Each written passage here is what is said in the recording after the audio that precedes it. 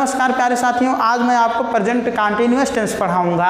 और याद रखना आप लोग जो मैं प्रेजेंट इंडेफिनिट टेंस पढ़ाया हूँ उसको डिटेल से पढ़ लीजिएगा अच्छे से, आपको सारे टेंस बिल्कुल आसान लगने लगेंगे।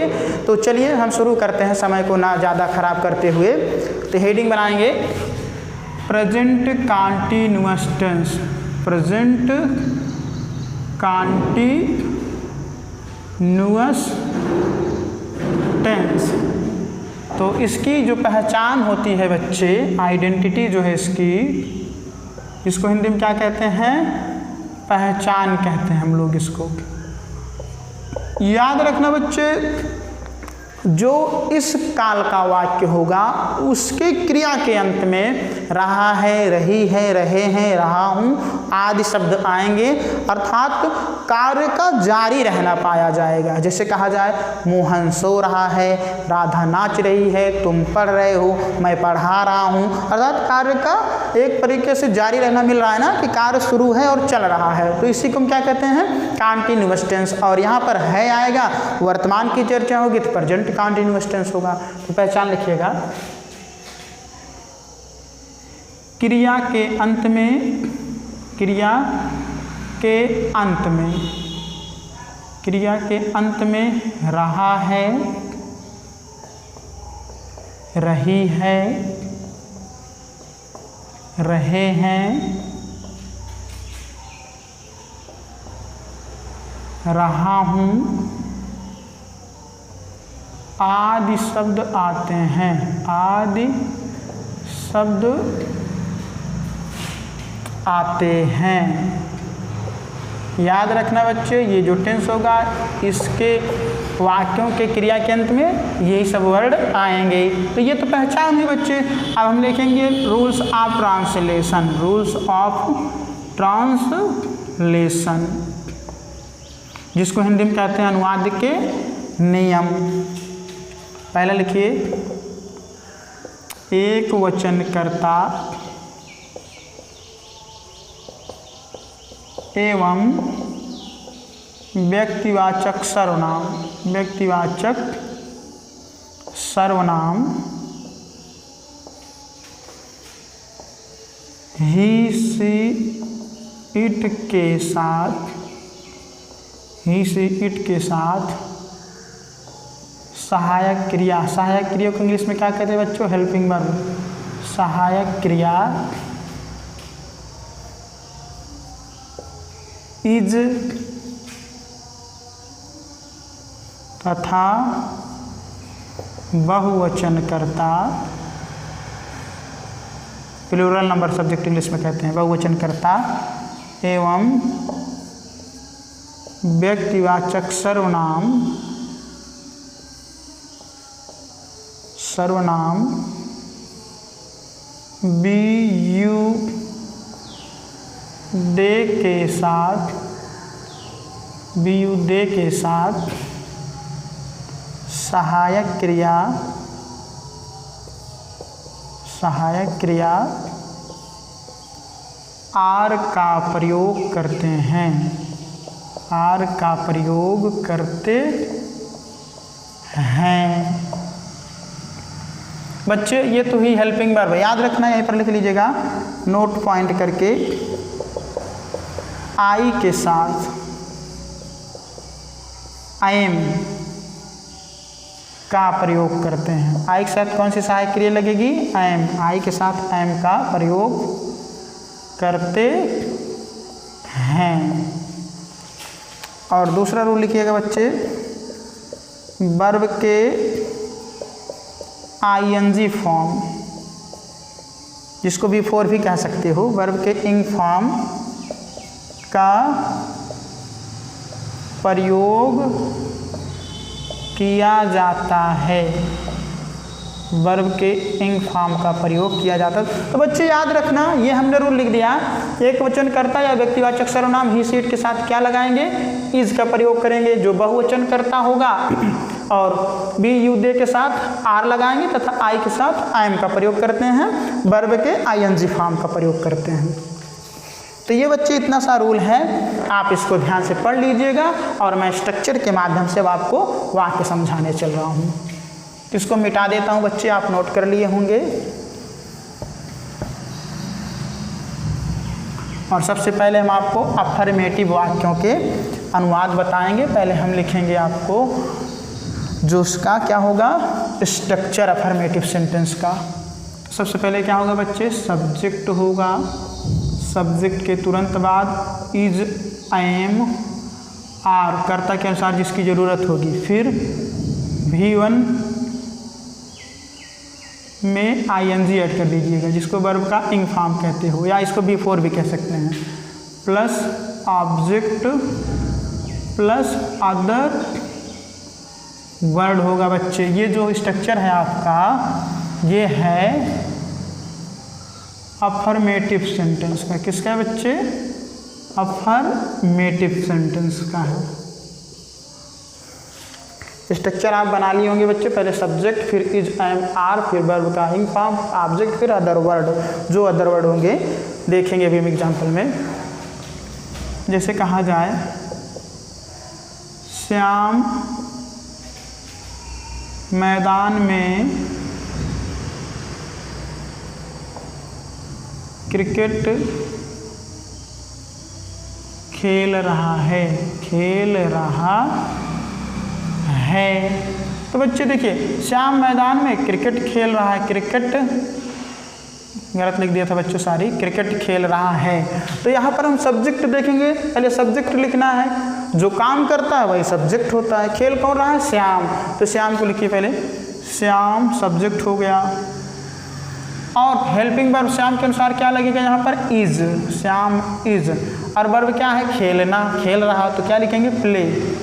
और हमको चाहिए आईएनजी फॉर्म, आईएनजी ऐड कर दीजिए। श्याम इज प्लेइंग, और क्या खेल रहा है, क्रिकेट खेल रहा है। क्रिकेट क्या होगा, object, Shyam is playing cricket.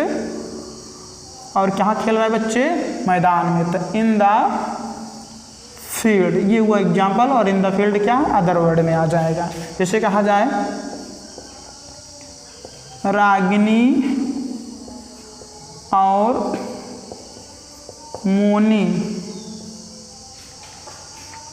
Prayagraj जा रही हैं, प्रयागराज जा रही हैं। तो बच्चे यहाँ सब्जेक्ट पकड़िए, क्या है, सब्जेक्ट है, जो कार्य कर रहा है। जा कौन रहा है, रागिनी और मोनी। तो हम लिखेंगे रागिनी एंड मोनी, रागिनी एंड मोनी। अब दो लोग हो गए, और से जुड़ गए हैं, एंड से जुड़ गए हैं, तो बहुवचन माने जाएंगे। फिर एम बच्चों नहीं, आर लगाएंगे। क्या लगाएंगे, are. Ragini and Moni are going, verb है गोइंग, जा रही हैं। कहाँ जा रही, प्रयागराज, टू प्रयागराज। ये बच्चे हुआ आपका एग्जाम्पल। अगला देखिए, मैं तुम्हें गाली दे रहा हूँ, गाली दे रहा हूँ। तो गाली कौन दे रहा है, ये सब्जेक्ट आई है। आई, आई के साथ क्या लगेगा, एम लगता है। आपको रूल में लिखवाए हैं तो एम लगाना है आई के साथ। आई एम, गाली देने की इंग्लिश क्या होती है, एब्यूजिंग। यहाँ लिखना है एब्यूज माने गाली देना, आई एन जी जोड़ना है। आई एम एब्यूजिंग यू, मैं तुम्हें गाली दे रहा हूँ। तो बच्चे ये आपका एग्जाम्पल हुआ अफर्मेटिव सेंटेंस का। तो हम यहीं पर आपको निगेटिव भी बताने वाले हैं, किसको मिटा रहे हैं। आप ध्यान से समझिए, एक बार टेंस पूरा समझ जाइए, फिर जितने भी बड़े वाक्य होंगे या जो कहानी होगी सब का अनुवाद करना सिखाऊंगा, उसके लिए आप निश्चिंत रहें। तो जब सेंटेंस निगेटिव होगा बच्चे, कुछ नहीं करना है, थोड़ा सा हमको बदलाव करना है, यहीं पर ऐड कर देना है आपको। इन सब के बाद जो स्ट्रक्चर बनेगा बच्चा, इज, एम, आर के बाद नॉट लगा लेना है प्यारे बच्चे। और V1 वर्ब का भी प्लस ING लिख दिया, अर्थात वर्ब का इंग फॉर्म। भी में ING ऐड करेंगे वर्ब में, वर्ब के फर्स्ट फॉर्म में ING लगाना है। ये मैं ऐसे लिख देता हूँ, बी बच्चे जगह कम है, वर्ब का इंग फॉर्म लिख दिया मैंने, या V1 में ING लगाना। सारा स्ट्रक्चर वही रहेगा, केवल नाट बढ़ जाएगा, इज एम आर के बाद नाट लगेगा, फिर वर्ब का इंग फॉर्म, फिर ऑब्जेक्ट, फिर अदर वर्ड। ये क्या हो जाएगा, निगेटिव सेंटेंस हो जाएगा। क्या हो जाएगा प्यारे बच्चों, निगेटिव सेंटेंस हो जाएगा। एग्जाम्पल देखिए, आप प्रेजेंट इंडेफिनिट टेंस पढ़े होंगे, अच्छे सारी बातें समझ में आ रही होंगी। हमारे गांव के किसान, हमारे गांव के किसान खेत में कठिन परिश्रम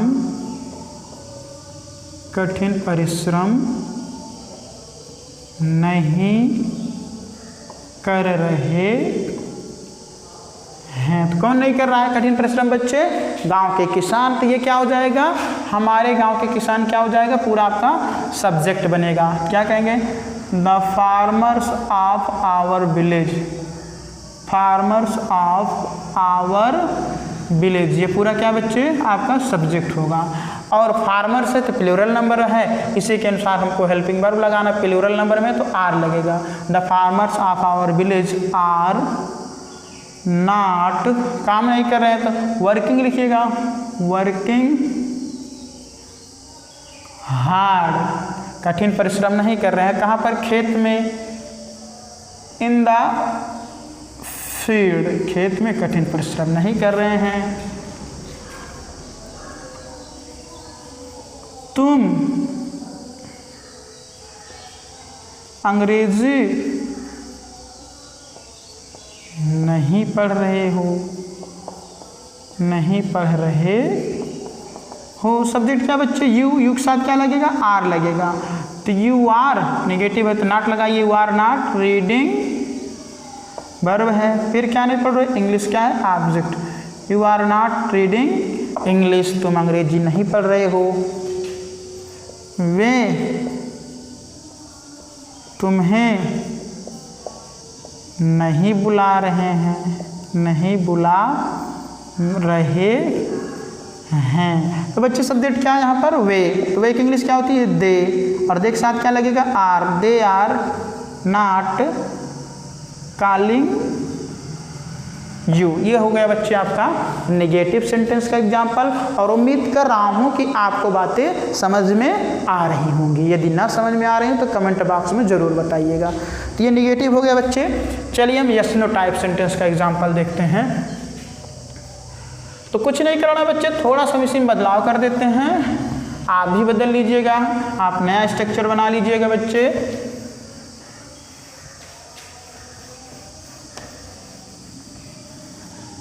हम सबसे पहले क्या लिखेंगे, इज आई एम आर, कर्ता के अनुसार, फिर प्लस सब्जेक्ट आएगा आपका, फिर प्लस V1 में ING ऐड कर देना बच्चे, फिर प्लस पूरा आपका यही स्ट्रक्चर मिटा के लिख देता हूँ।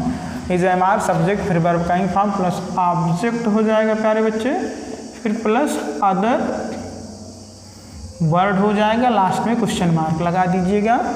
इसको हम कहेंगे यस नो टाइप सेंटेंस। क्या कहेंगे बच्चे, यस नो टाइप सेंटेंस कहेंगे, या सिंगल इंट्रोगेटिव कहते हैं। इसको क्या कहते हैं बच्चों, सिंगल इंट्रोगेटिव भी कहते हैं। तो एग्जाम्पल देखिए, अगर आप प्रेजेंट इंडेफिनिट टेंस पढ़े हैं तो थोड़ा सा मैं स्पीड में पढ़ा रहा हूँ, समझ में तब भी आ रहा होगा आपको। जैसे कहा जाए, क्या सुमित अमित को पीट रहा है, क्या सुमित अमित को पीट रहा है। तो बच्चे आपको पता है कि सिंगल इंट्रोगेटिव जो वाक्य होता है, सबसे पहले हेल्पिंग वर्ब लिखना है। जय मार में सब्जेक्ट क्या है, पीट कौन रहा है, सुमित। तो सबसे पहले हम सुमित के अनुसार क्रिया रखेंगे, क्या लगेगी, इज। इज फिर सब्जेक्ट सुमित है, सुमित पहले इज एम आर में चाहिए, फिर सब्जेक्ट चाहिए, फिर वर्ब का फॉर्म। इज सुमित, वर्ब क्या है, पीटना।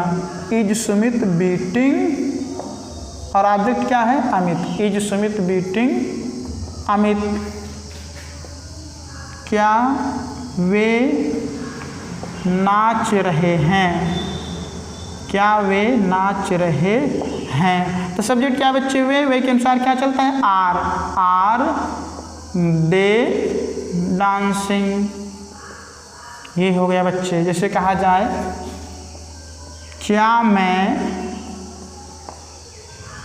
घर जा रहा हूँ सब्जेक्ट क्या है बच्चे, मैं के अनुसार क्या लगेगा, एम। तो एम आई और जा रहा हूँ वर्ब है, एम आई गोइंग होम, क्या मैं घर जा रहा हूँ। तो प्यारे बच्चे ये आपका सिंगल इंट्रोगेटिव सेंटेंस हुआ। थोड़ा सा स्पीड ज़्यादा है, अगर बात ना समझ में आ रही हो तो कमेंट बॉक्स में ज़रूर बताइएगा। हम इस उम्मीद से आपको तेज़ पढ़ा रहे हैं कि आप प्रेजेंट इंडेफिनिट टेंस अच्छे से समझ गए होंगे। यहाँ पर आपको हम हेल्पिंग वर्ब, मेन वर्ब बता दें, स्ट्रक्चर बता दें, आपको टेंस समझ में आ रहा होगा। तो आ जाएगा, जल्दी से टेंस सीख जाएंगे तो और भी सब्जेक्ट आपको और भी टॉपिक पढ़ाए जाएंगे यहाँ पर। सॉरी बच्चों, इसी में हमको ऐड कर देना है, आपको WH वर्ड टाइप सेंटेंस बताना है। तो मिटा दिया मैं स्ट्रक्चर को, कोई बात नहीं है, फिर से लिख देते हैं। सबसे पहले क्या हो जाएगा बच्चों, WH word plus is am are जिसकी ज़रूरत होगी, फिर प्लस क्या होगा, सब्जेक्ट होगा प्यारे बच्चे, फिर V1 में ING ऐड कर देना, V1 में आपको ING ऐड कर देना बच्चे, फिर ऑब्जेक्ट, फिर अदर वर्ड, लास्ट में क्वेश्चन मार्क लगा ही है।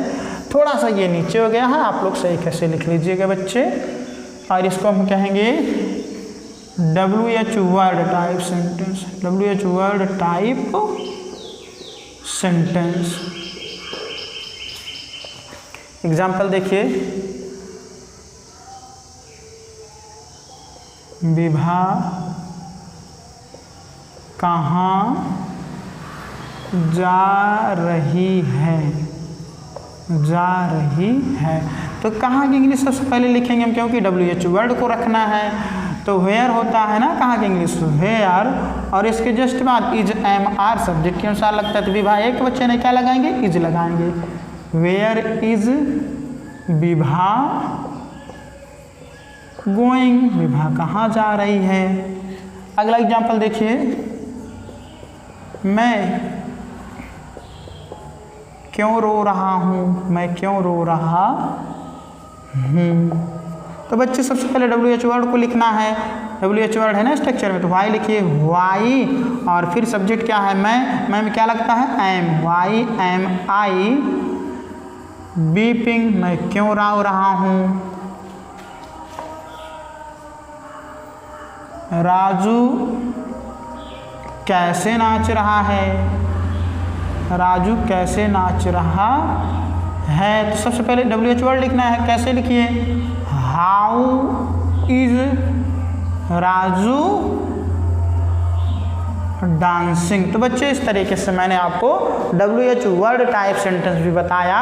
अब एक दो एग्जांपल आपको बताते हैं तो जो इंट्रोगेटिव के साथ साथ निगेटिव हो।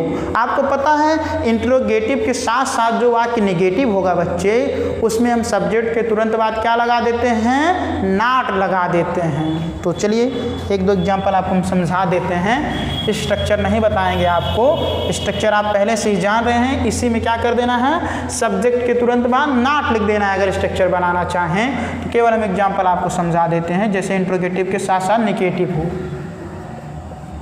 क्या कमला गीत नहीं गा रही है, क्या कमला गीत नहीं गा रही है। तो सबसे पहले बच्चे सिंगल इंट्रोगेटिव का वाक्य है, तो कमला के अनुसार इज एम आर को लिखना है आपको। तो क्या लिखा जाएगा, इज, सब्जेक्ट क्या है, Kamala, is Kamala not singing a song, क्या कमला गीत नहीं गा रही है। तुम मुझे क्यों नहीं पढ़ा रहे हो। तो बच्चे क्योंकि इंग्लिश लिखना सबसे पहले व्हाई और यू है तो आर लगेगा, why are you not teaching में। तो ये बच्चे आपका मैंने आज प्रेजेंट कंटीन्यूअस टेंस समाप्त किया और उम्मीद करता हूँ कि आपको समझ में भी आया होगा। याद रखना बच्चे, प्रेजेंट इंडेफिनिट को मैंने डिटेल से पढ़ाया है और उसी उम्मीद के साथ आप उस वीडियो को अच्छे से देखे होंगे कि आपको समझ में आ जाए, इसलिए मैं थोड़ा सा ये टेंस थोड़ा स्पीड में पढ़ा दिया। अगर ना समझ में आया हो तो कमेंट बॉक्स में ज़रूर बताइएगा। समझ में आया हो तो चैनल को शेयर करें, सब्सक्राइब करें।